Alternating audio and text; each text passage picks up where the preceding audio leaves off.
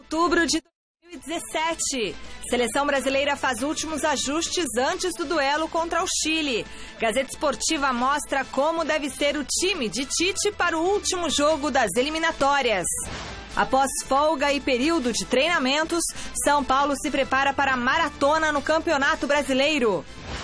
Cheio de desfalques, o Corinthians treina pensando no Coritiba, mais um adversário que está ocupando a zona do rebaixamento. E ainda, as notícias desta segunda de Palmeiras e Santos. O primeiro episódio da série especial Um Grito de Liberdade, sobre os 40 anos do título estadual do Corinthians. E os gols no final de semana pelo Brasil. Boa noite, ótima semana para você. O Gazeta Esportiva começa falando das eliminatórias sul-americanas para a Copa do Mundo. Amanhã acontece a última rodada. Apenas o Brasil está classificado. Uruguai, Chile, Colômbia, Peru, Argentina do Celso e Paraguai brigam por 4 vagas, sendo uma delas para repescagem. Nosso contato agora é com ele, o repórter Osmar Garrafa, que está neste momento na Arena do Palmeiras, acompanhando a preparação da nossa seleção para o jogo contra o Chile. Boa noite, Garrafa. Boa noite, Michele. É isso, a seleção brasileira realizou há pouco aqui no Allianz Parque o seu último treinamento antes de encerrar a sua participação nas eliminatórias sul-americanas. O Brasil já está classificado, como você bem colocou, e o nosso adversário, a seleção chilena, depende de uma vitória para não ficar aí na combinação de algum resultado para passar à próxima fase. A seleção fez uma atividade há pouco aqui, pudemos observar apenas o início dessa movimentação, onde o técnico Tite movimentou os jogadores reservas, aqueles que não começarão a partida, e o restante da atividade nós não pudemos observar, porque todos nós já estamos aqui na sala de imprensa, como de costume. A seleção do Chile também está se preparando. O técnico Juan Antônio Pizzi tem dificuldades para a partida de amanhã. Ele não vai poder contar com o Vidal do Barrio, o jogador está de fora, não veio para essa partida, e ele concedeu entrevista coletiva hoje pela manhã, acompanhada pela nossa reportagem. Vamos acompanhar o que diz o técnico chileno a respeito desse confronto importante. O Brasil classificar a seleção chilena dependendo de vitória simples amanhã aqui no Allianz Parque. O técnico Juan Antônio Pizzi vai ter dificuldades para escalar o meio-campo da seleção chilena, visando o confronto desta terça-feira pela última rodada das eliminatórias para a Copa do Mundo da Rússia em 2018. Arturo Vidal, suspenso pelo terceiro amarelo, não joga. Já Charles Arangues fez um trabalho separado neste domingo e a dúvida. Somos muito respeitosos da saúde dos jogadores. Respeitamos muito a saúde dos jogadores. Com isso, quero dizer que nunca utilizamos e nunca vamos utilizar jogadores que não estejam em condições de jogar. Ontem ele treinou. Vamos ver como ele vai se comportar no treino de hoje. E a partir daí, veremos as possibilidades que ele tem de jogar ou não.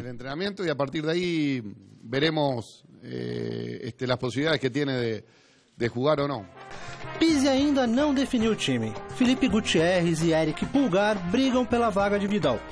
Caso Arangues não jogue, Pablo Hernandes segue no time. Para piorar, o retrospecto não ajuda. O sonho chileno com a conquista da Copa do Mundo vira um pesadelo quando enfrenta o Brasil, com eliminações nas oitavas de final em 98, 2010 e 2014.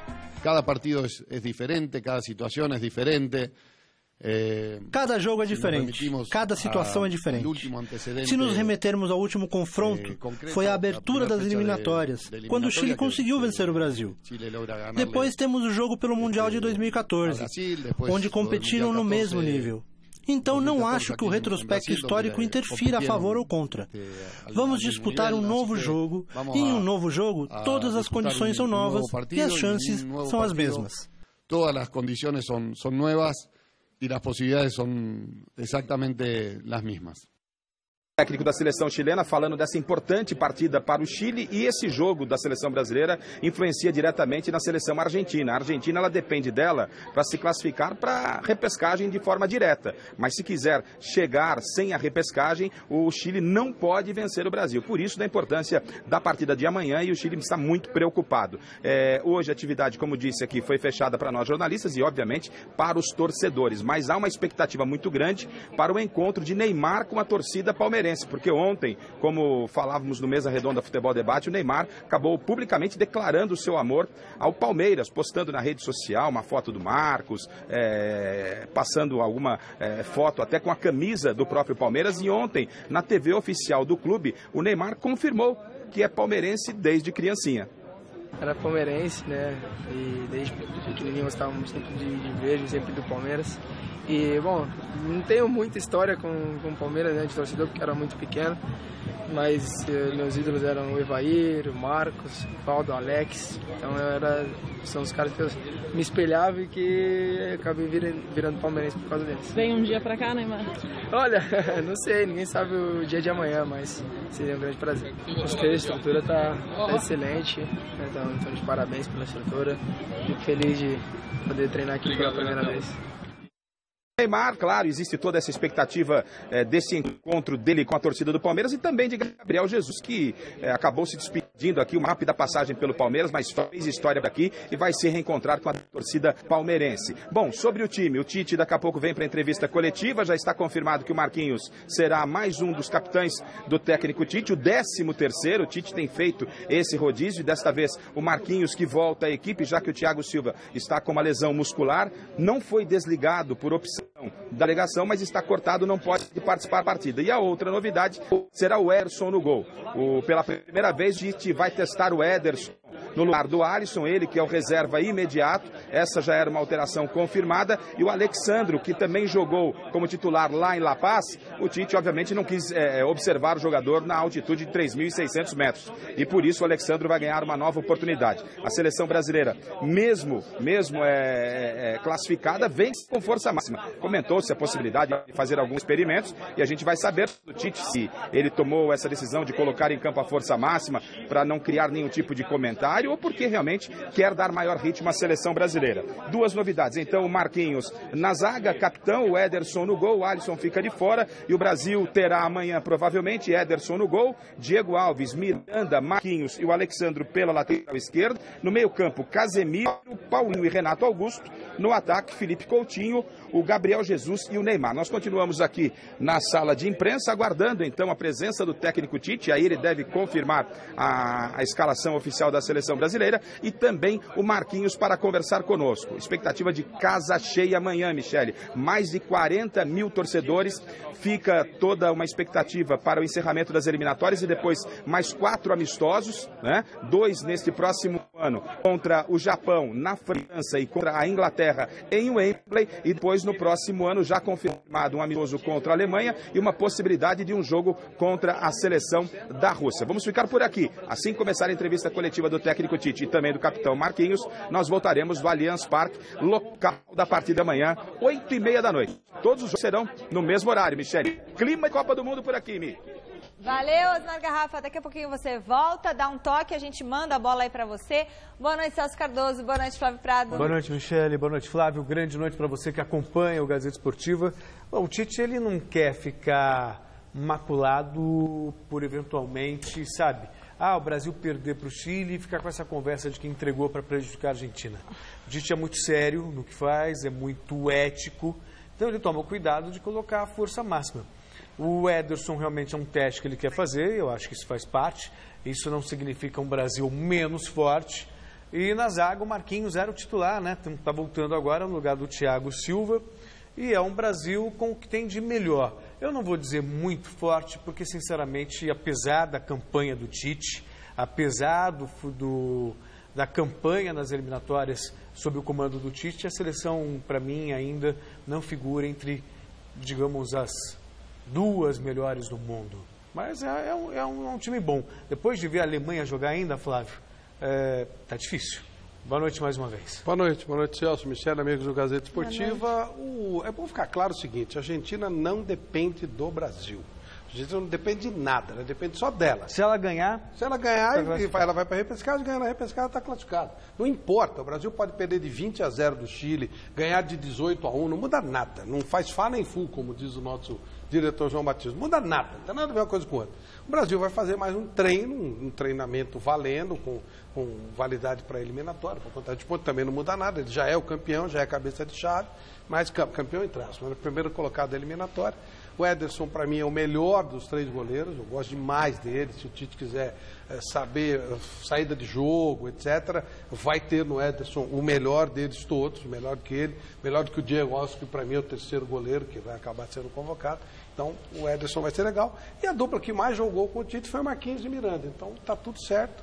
O time do Pizzi é muito fraco. Ele quebrou aquele encanto que o Chile pegou com o Bielsa, com o Sampaoli. Hoje é um time feio, um time ruim. Se não classificar também não vai fazer falta nenhuma. Bom, aproveitando o assunto eliminatórias e a situação complicada dos nossos irmãos na competição, participe da nossa enquete. A pergunta que está no site gazetesportiva.com é a seguinte: você gostaria de ver a seleção da Argentina fora da Copa do Mundo?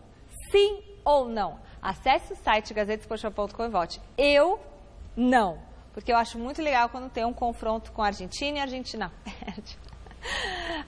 Eu acho que a Copa tem que ter Itália, tem que ter Brasil, tem que ter Argentina, tem que ter Alemanha e França. O resto... Inglaterra, tem que ter os grandes times. O resto, tem que ter os grandes times. Na Argentina pode ficar de fora, não. E tem o Messi, que é um dos melhores. Imagina uma Copa do Mundo sem o Messi. Eu nem digo, porque ele não faz grandes coisas na Copa, pela seleção da Argentina. Mas tem a chance de fazer a última Copa dele, arrebentar e brilhar. Tem 29 anos ainda. 30, dá mais uma. Não. Tá. Tem que fazer alguma coisa. Vai ser legal se o Messi tiver e não fizer nada na verdade, também. como o Messi já tinha desistido da seleção depois de perder uma Copa América, se ficar fora de uma Copa do Mundo, então, aí eu acho que é bem provável que ele adeus seleção, até porque ele é muito criticado. Né, pelo fato de não jogar na seleção o que ele joga no Barcelona. Eu nem vou perguntar para o Flávio se ele gostaria de ver a Argentina fora da Copa do Mundo. Sinceramente, ela merece ficar fora. Né? 3 técnicos, não está jogando nada, ela merece ficar fora. Se ficar é melhor, né? Vai disputar a Copa o Romero e não vai disputar o Messi, é meio complicado. Mas ela merece ficar fora. Está jogando nada, um time horroroso.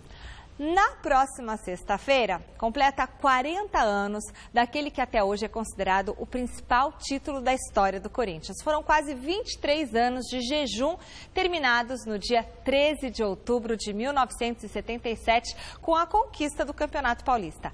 Para celebrar essa data, a TV Gazeta produziu uma série de reportagens chamada Um Grito de Liberdade. Esse trabalho será exibido durante toda essa semana e no episódio de hoje, o nosso primeiro episódio, o assunto é o sofrimento dos torcedores alvinegros durante o período de fila. Ajeite-se na poltrona, que a viagem no tempo vai começar.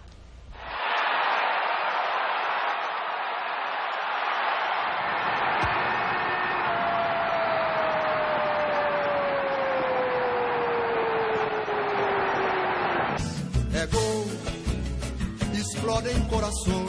Dominando por baixo e carregando pelo seu sistema defensivo. Tentou, bateu de pé esquerdo, espichou para a palha. Em condição, eu deu com você nessa, garotão. Pra lá, 2 pra cá, é fogo no goleiro, guarda, meteu. E que gol!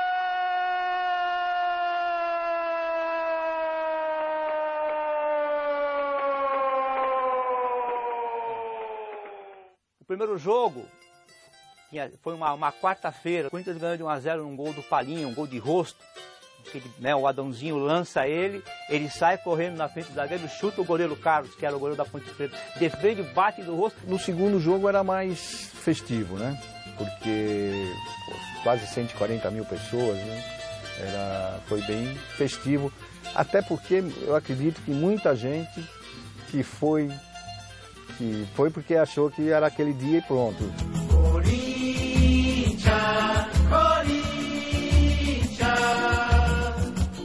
meu amor é o timão. Ali estava preparada a festa, né? Todo mundo esperava que o Corinthians fosse ganhar o título ali naquele domingo. Geraldo, Vaguinho, atenção, normal, Vaguinho, atenção, caiu Carlos. Corinthians abre 1-0 e de repente de cá, pumba, mete a falta, caixa, daí 2-1 para a Ponte. Você começa a ver tudo aquilo na tua cabeça, pô, de novo? Nós vamos ficar mais um ano sem ganhar isso aí? Pô, até quando, Cássio? Se fizer a seleção de 1 a 11, essa coisa de paro ímpar que a gente faz no futebol, talvez jogasse só o Zé Maria e o Vladimir, e o resto jogaria o time da Ponte Preta talvez inteiro. É um time muito melhor que o do Corinthians. E tem tudo isso, né? Ganhar na superação, o sofrimento, a torcida já no terceiro jogo, uma bola que não queria entrar de jeito nenhum. enfim, lá no salão de festa, tudo perfeito. Garotão Zé Maria, está um conitado, vai chover lá dentro da boca da botija, barreira por 2 homens, correndo pro pedaço, Zé Maria, conclusão na boca do gol, tentou, Basílio de cabeça, tentou, vai queimar, de cabeça, Vladimir, o zagueiro, tentou,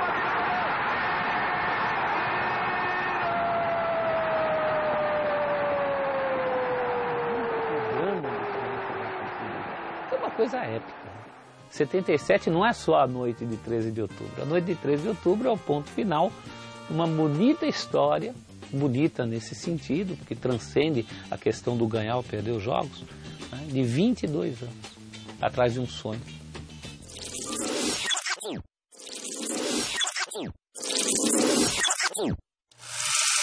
(6 de fevereiro de 1955). Em meio às comemorações do 4º centenário da cidade de São Paulo, Corinthians empata com o Palmeiras por 1-1 no Pacaembu e conquista o Campeonato Paulista de 1954. O último título corintiano antes do maior jejum da história do clube. 22 anos, 8 meses e 7 dias na fila. Corinthians, sempre leal adversário, ostenta com orgulho a faixa de campeão do 4º centenário. Corinthians, um clube com uma dimensão que é o Corinthians, entendeu? 22 anos, quase 23 anos sem uma conquista marcante na história do torcedor, que foi alvo de gozação todo esse tempo, né? A gente não admitia, não é possível, né? A cobrança do torcedor, a cobrança da própria imprensa, né? Não ganha campeonato, quase, sempre no quase chega em 74, 76, a gente quase também. A gente como jogador sofria, imagina o torcedor, era muito difícil. Era um negócio incômodo, como é você ficar um tempo sem ganhar nada? Porque você fala, pô meu, todo mundo fica o quê? Tirando sarro. Ah, mas seu time não tem isso, ou seu time não tem aquilo.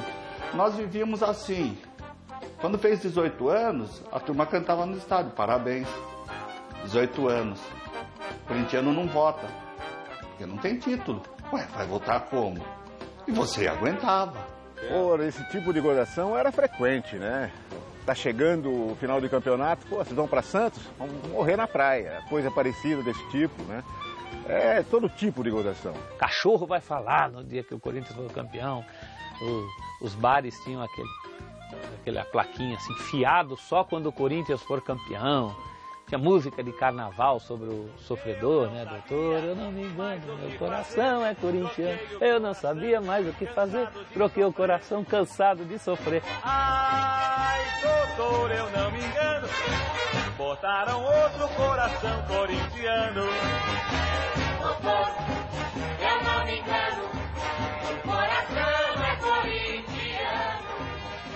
Os psicólogos, né, não conseguem analisar como um clube grande como o Corinthians, ficando tantos anos sem disputar títulos, e é só a torcida crescendo mais e mais, e pegando épocas que tinha o Santos, que tinha grande equipe, e o Palmeiras como grande equipes aqui em São Paulo. Você pega o título que o Corinthians perdeu em 74, o Rivelino, né, com o Rivelino em campo, né, aquela imagem do Luiz Pereira, consolando o Rivelino dentro de campo. 76 a gente quase chegou, ali eu acho que começou a fluir o espírito de vitória do torcedor em cima do jogador. Aquela disputa com o Fluminense no Rio de Janeiro, depois com o Internacional. Dá gosto torcer pro Corinthians e ver a torcida vibrar de emoção. É meio Brasil empurrando a bandeira alvinegra do seu coração. Eu não consigo enxergar tantas pessoas se orgulhando do rótulo de sofredor, né? Embora hoje a torcida grite sofredor, graças a Deus, mas é uma herança desse tempo, né? É uma herança de parecer que quanto mais o danado do título demorava, mais o pessoal teimava. O corintiano era, antes de tudo, um teimoso. O Corinthians, nessa época, transcendeu a sua condição de time de futebol. O Corinthians virou um fenômeno sociológico. Eu passei por todos esses tabus, né? E tudo na vida, ou seja, o corintiano é maloqueiro, o corintiano maloqueiro e sofredor, graças a Deus. Ser corintiano é ir além de ser ou não ser o primeiro. Ser corintiano é ser também um pouco mais brasileiro. O Corinthians é um fenômeno, ele foi o único time que eu conheço que cresceu na adversidade. Quanto mais o Corinthians ficava na fila, mais a torcida crescia. E esse momento, que agora faz 40 anos, ele foi vivido com uma intensidade impressionante. A cidade inteira, na verdade o país inteiro.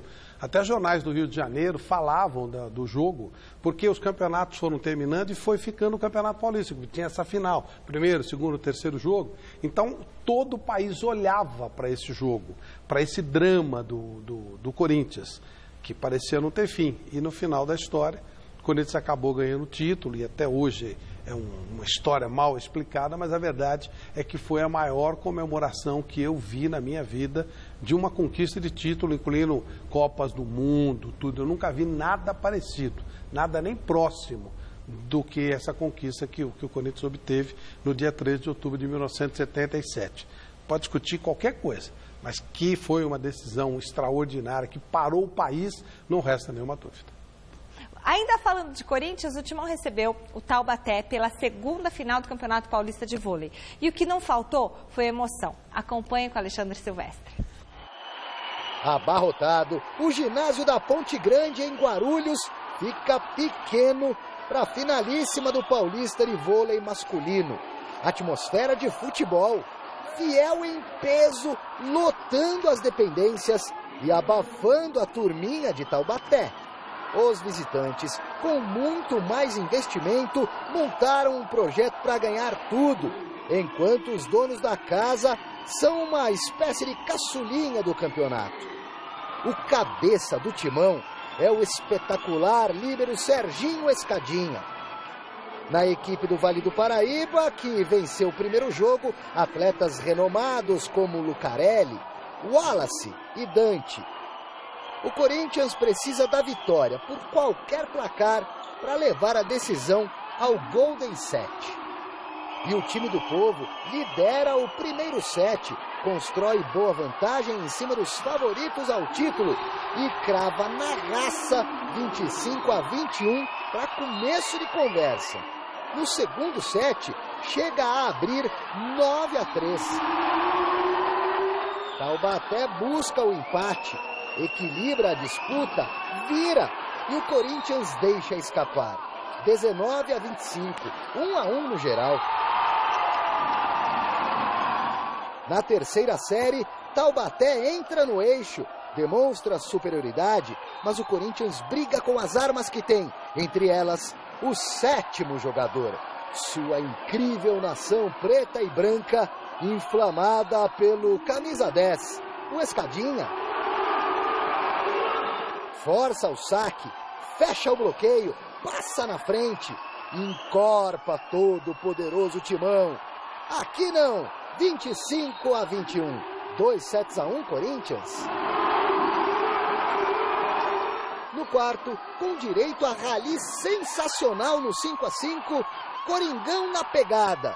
E Taubaté sente a força de vontade do rival. Tenta absorver o momento adverso e consegue, apesar do esforço do Corinthians. 26-24, 2-2. É hora do tie-break. Taubaté larga na dianteira, rumo à taça. O Timão não tem saída, é vencer a partida para provocar o Golden Set. A rapaziada do Vale do Paraíba parece mais firme, confiante. O Corinthians vai no limite de sua capacidade. Taubaté se impõe, marca 15-12, 3-2 e comemora o Campeonato Paulista. E não é sempre dessa maneira, não existe jogo fácil, é ainda mais estudado, é ainda mais, sabe, passar horas vendo o que o adversário está fazendo, e é assim que constrói um jogo, uma final excelente que nós fizemos hoje contra o Corinthians aqui. Eu tirei dinheiro do meu bolso para pagar a iluminação desse ginásio, e hoje a gente fazendo final de Campeonato Paulista, me dando orgulho, jogando de igual para igual, com a equipe que é cotada a ser campeã da Superliga, uma das favoritas. Corinthians Guarulhos está no caminho certo, 3 meses de vida e a gente fazendo uma grande festa apesar do vice-campeonato. Eu estou mais feliz, cara, estou feliz pra caramba porque a gente está no caminho certo. Voltamos a falar com o repórter Osmar Garrafa, que segue na casa do Palmeiras acompanhando a coletiva da seleção brasileira. Mais uma vez, boa noite, Garrafa. É um menino onde busca cada vez mais. É isso, Michele. Nesse momento, Marquinhos iniciando a entrevista coletiva falando sobre Neymar. Na sequência, o técnico Tite. Vamos ouvir Marquinhos. Conquistar os seus objetivos, né? Então, e o conflito, né, que você mesmo disse, um conflito normal. Até a gente brincou lá, era um problema bom para o treinador, onde você tem 2 jogadores que querem ter essa responsabilidade, né? dois jogadores que querem, né, fazer parte desse momento. Então tudo foi resolvido da melhor forma, né? São 2 grandes homens, 2 grandes jogadores, souberam se entender, né? e tudo vem se achando da melhor forma. Boa tarde, Marquinhos, bonjour, aqui. Olha, você chegou a ter a abraçadeira do capitão no PSG pela primeira vez há uns 15 dias contra o Bordeaux, agora grande honra, você falou com a seleção. Queria que você falasse um pouquinho da emoção que é de vestir, de colocar a abraçadeira e que tipo de capitão você queria ser ou gostaria de ser. E apesar de ser jovem, se você é capaz de, não sei, de dar uma bronca a um parceiro, um Paulinho, sabe, um jogador mais velho, é capaz de fazer isso? Olha, cada pessoa tem a sua característica, né? Até mesmo o professor vem dizendo que cada um tem a sua forma de liderar, alguns são mais dentro de campo, outros são mais falando fora de campo, né? Então, creio que jogadores assim, não é preciso, né, dar puxão de orelha em algum momento. A gente tem tantas pessoas que sabem do que se faz ali dentro de campo, né, quando erra, quando acerta. Então são jogadores de alto nível, né? Então vou procurar ajudar o meu time, né, a minha seleção da melhor forma, né, que a gente possa desempenhar um bom papel, buscando sempre a tranquilidade dentro de campo, a serenidade, para que a gente possa fazer um bom trabalho, ter um bom desempenho, né, mentalmente forte, coletivamente forte. Então é isso que a gente vai buscar dentro de campo. Marquinhos aqui. Acho que a minha pergunta encaixa muito bem, porque também vai nessa direção do PSG, ligação com a seleção. Eu gostaria de saber, muitas seleções no mundo com sucesso tem um eixo, um clube, um bloco num clube, tipo o Bayern de Munique, o Botafogo. Agora tem esse grupo de brasileiros no PSG que tem aumentado, né, ao longo dos anos. Como você vê esse efeito PSG na seleção? Você vê um melhor entrosamento na seleção, esse tipo de coisa? Olha, já vi um grande entrosamento. Daqui a pouquinho, Osmar Garrafa volta com a entrevista coletiva do técnico Tite. E apesar da Série A estar parada por causa das eliminatórias, a partida entre Cruzeiro e Ponte Preta foi antecipada e a Raposa levou a melhor. Confira. No Mineirão, o Cruzeiro venceu a Ponte Preta sábado de virada pelo placar de 2-1. A partida foi válida pela 28ª rodada do Campeonato Brasileiro e estava marcada para o próximo final de semana. O jogo acabou antecipado para este sábado por conta da montagem no palco, que vai receber o show do ex-Beatle Paul McCartney no Mineirão. Danilo Barcelos abriu a contagem para a Ponte, mas Thiago Neves e Manuel, ambos de cabeça, deram os 3 pontos à equipe da casa. Quando imaginava que a Macaquinha fosse vencer um jogo fora? Quem imaginava isso? Eu? Tava 1-0. Eu não. A Ponte conseguiu perder jogo numa rodada que não existe. Não tem a rodada e ela perdeu. Eu nunca vi um negócio desse. Esse foi o recorde mundial. E será que a Ponte não vai contratar um goleiro? Não, ela está disputando o campeonato inteiro sem goleiro. Você não gosta do Aranha? Tem goleiro? Não tem goleiro. Você pode chamar, se você quiser, pode chamar de mão de alface, mão de, como é que eles falam? Tem um outro nome. Braço de jacaré? Não, braço de jacaré? Não, tem lavadeira, tem um outro termo que eles usam muito lá na Europa.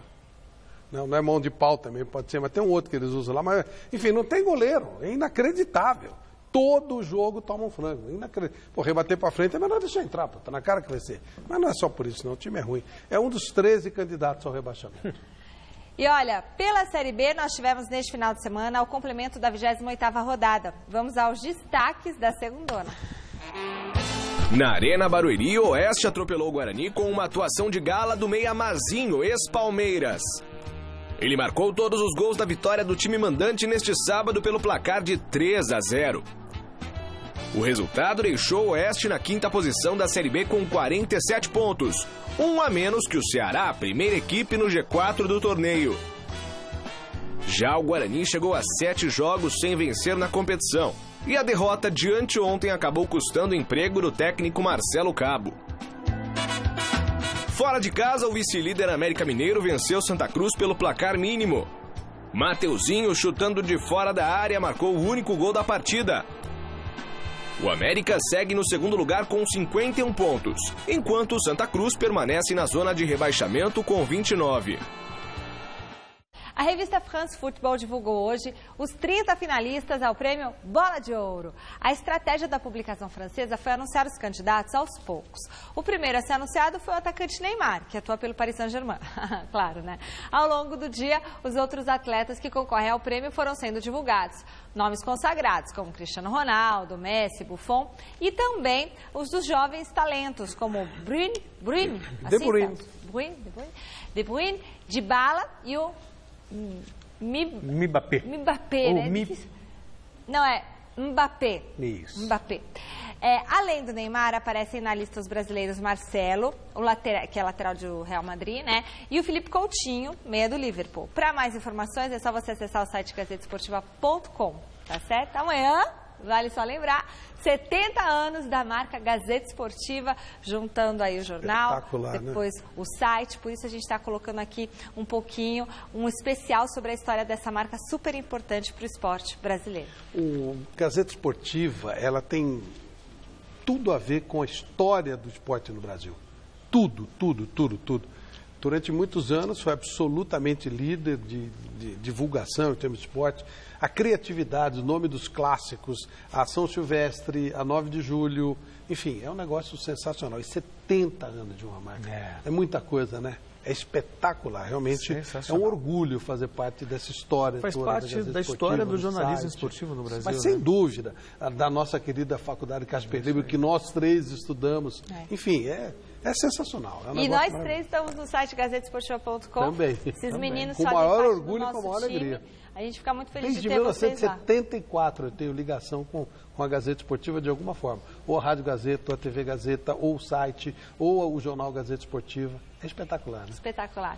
Parabéns, viu, para todo mundo que trabalha no site gazetesportiva.com. A gente volta mais uma vez a falar com o repórter Osmar Garrafa, agora acompanhando a coletiva do técnico Tite. Tudo daqui a pouco não vai bem, o cara diz assim, ó, olá, a culpa É isso, Michele. O técnico Tite começa a sua entrevista coletiva, está falando sobre a braçadeira de capitão que deu para Marquinhos. Vamos acompanhar. Está liberado. Obrigado.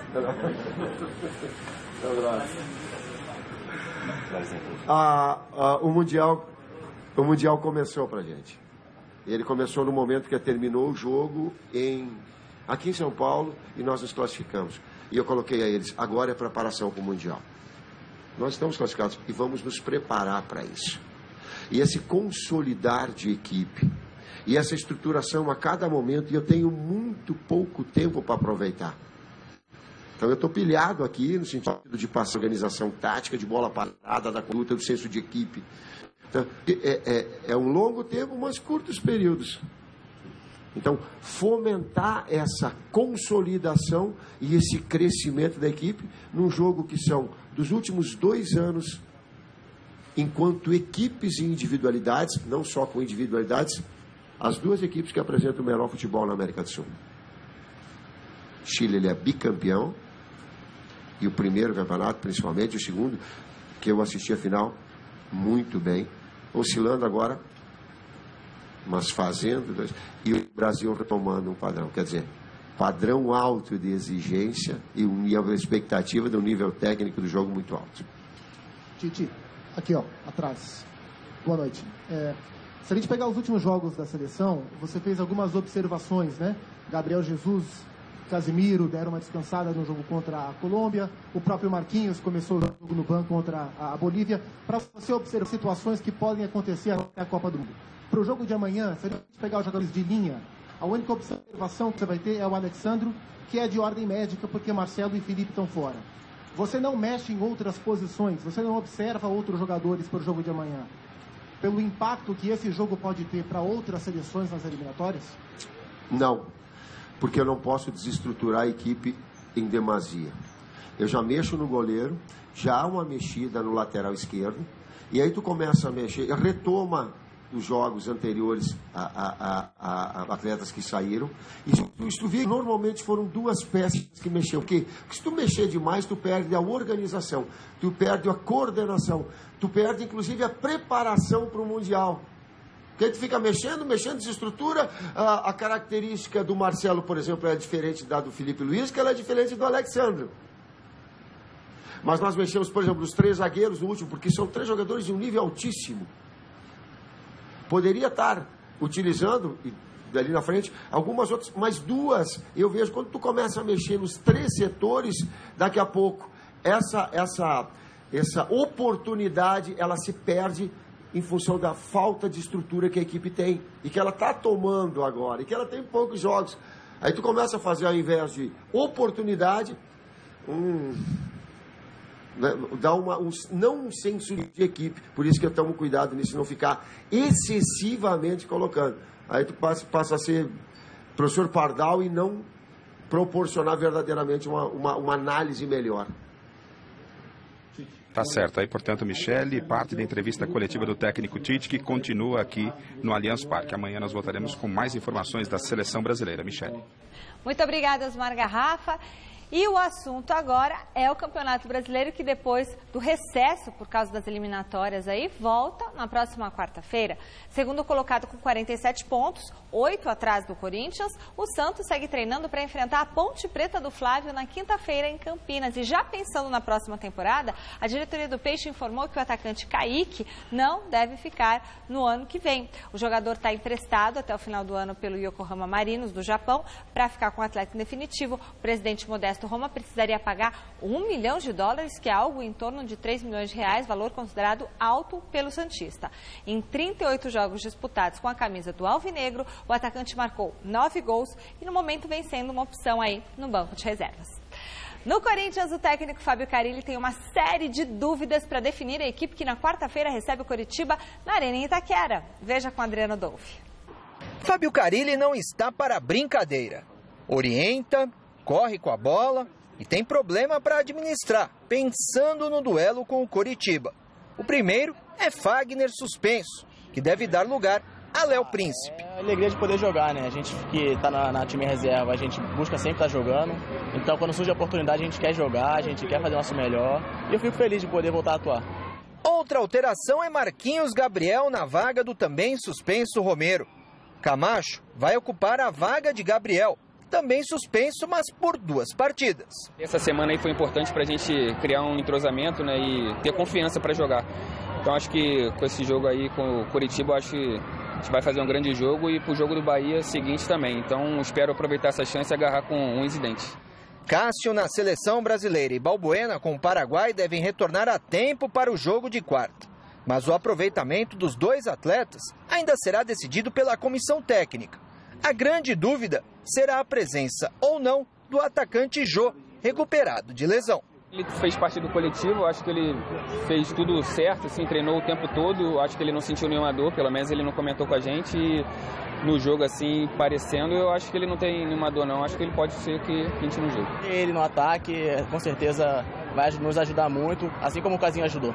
Depois do treinamento, 2 jogadores vieram para o Parque São Jorge para participar de uma ação do clube em relação ao Dia das Crianças, envolvendo entidades da zona leste da cidade. Léo Príncipe e Camacho fizeram a alegria da criançada. Teve presente, comida e, claro, muita brincadeira. É muito gostoso estar aqui com as crianças, né? A criança é a alma mais pura que tem no mundo, então poder tirar um sorriso de uma criança, fazer uma criança feliz, a gente sabe que a gente acaba se tornando o ídolo, né, dessas crianças, elas se espelham na gente, então a gente poder vir aqui, abraçar elas, tocar nelas, que elas só veem a gente pela televisão, então elas poderem ver a gente pessoalmente é uma alegria única, tanto pra gente como pra elas. Tenho 2 filhos, adoro criança, então sempre quando eles chamam aí pra vir eu venho com o maior prazer, porque acho que dá uma renovada assim na gente. que é sempre muita cobrança no dia a dia, eu acho que a criança faz muito bem. Mas isso é só uma pequena pausa no trabalho. Nesta terça tem mais treinamento, pensando no Coritiba na quarta na Arena em Itaquera. Mais um adversário que pode complicar o clube, pois está na zona do rebaixamento. Eu, pessoalmente, espero que eles venham fechados e a gente trabalhou bem essa semana com a equipe reserva treinando fechadinho e a gente tentando furar esse bloqueio. Estou confiante para o jogo, acho que a gente vai fazer um grande jogo e sair com a vitória. Claro que não tem nada a ver, né, Flávio? Mas normalmente o treinador pede tempo para poder trabalhar o time. Nas duas paradas, o Corinthians voltou pior em termos de resultados. Né? Não foi uma boa parada. Coincidência. O Corinthians do segundo turno é um time normal, com todas as deficiências dos outros. Ele ganhou o campeonato, para mim já ganhou, porque teve um primeiro turno acima da média. Agora ele virou normal, tá igual aos outros.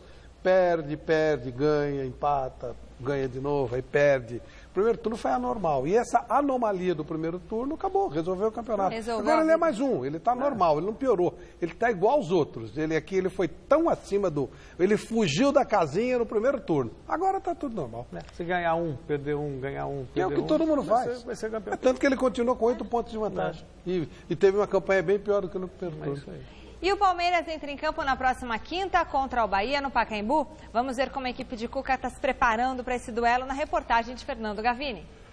Depois de 2 dias de folga, a principal novidade do Palmeiras nesta segunda-feira foi o retorno de Moisés aos treinamentos. Na semana passada, ele não participou das atividades junto com seus companheiros, passou o tempo todo na academia fazendo reforço muscular, mas no dia de hoje treinou normalmente, participou de toda a atividade comandada pelo técnico Cuca. Quem conversou com os jornalistas foi o lateral esquerdo Egídio, muito criticado pelos torcedores após a eliminação do Verdão na Copa Libertadores da América. Ele deu a volta por cima e falou sobre o papel que o técnico Cuca teve em seu retorno. Do Cuca, para mim, foi fundamental, né? Eu ter dado, vamos dizer assim, a volta por cima, né? De ter voltado a jogar. Muito também é mérito dele também. Então, mas se eu não tivesse mostrado nos treinamentos, né? Que ele falou que ia me preservar 3 jogos, me deixou de fora, então eu não baixei a guarda também. Então eu conversei com minha esposa em casa, com minha família, e falei que como eu cheguei bem aqui no Palmeiras, como fosse embora, eu não queria ir embora pelas portas de trás, assim pelas portas da frente por onde eu entrei.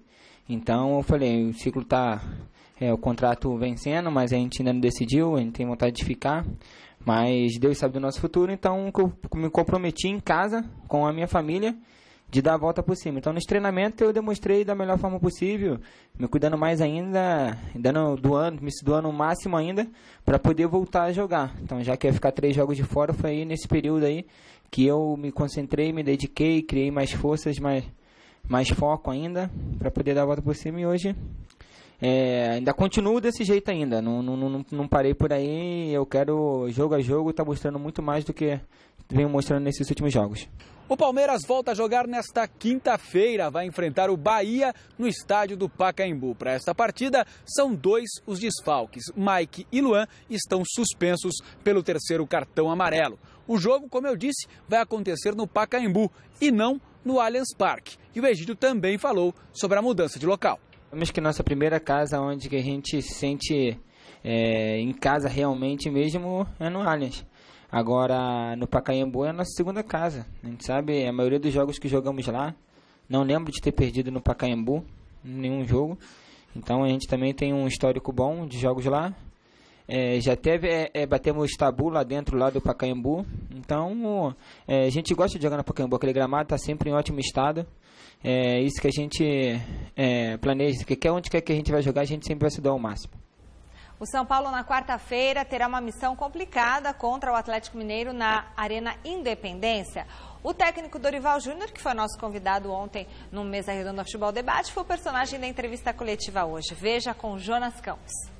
Dorival Júnior chega para a entrevista coletiva sem mistérios para o duelo desta quarta-feira contra o Atlético Mineiro no Independência.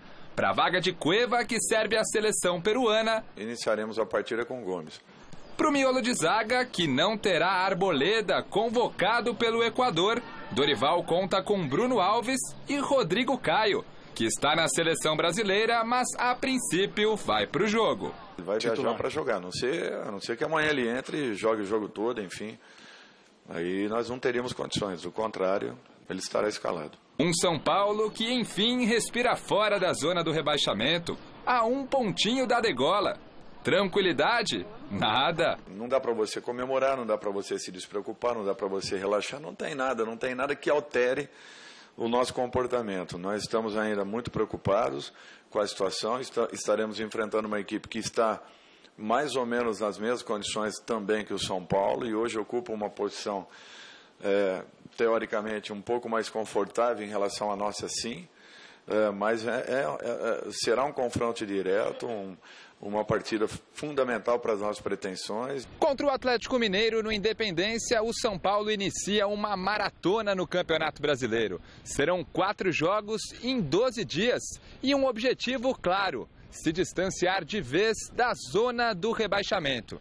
Um período considerado decisivo para o técnico Dorival Júnior. Será um mês decisivo para que, finalizando esse mês, nós tenhamos uma condição real de avaliarmos aquilo que o São Paulo deverá ter pela frente a partir do mês de novembro. Então, eu acho que se não quisermos passar por dificuldade lá na frente, nós teremos que acelerar nesse momento.